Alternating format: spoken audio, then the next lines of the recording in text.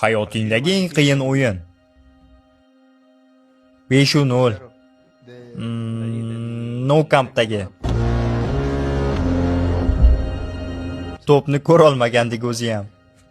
Biz hech nimani ko'rmagandik. Pardalarni tushirib olgandik. Nimalar bo'lyapti axir deganim esimda. Yo'q xudoyim, Xavi, Iniesta, Pedro, hammasiga eng zo'r Barsaga qarshi o'ynashimiz kerak bo'lgandi-da o'zi ham. Pedro, ko'pchilik bu yigitni esga olmaydi-a? Gollarni Pedro boshlaganmidi? Iniesta, Xavi, Messi, o'sha paytdagi hammasi. Ha, shunday. Bu dahshatli jamoa edi, tan olish kerak.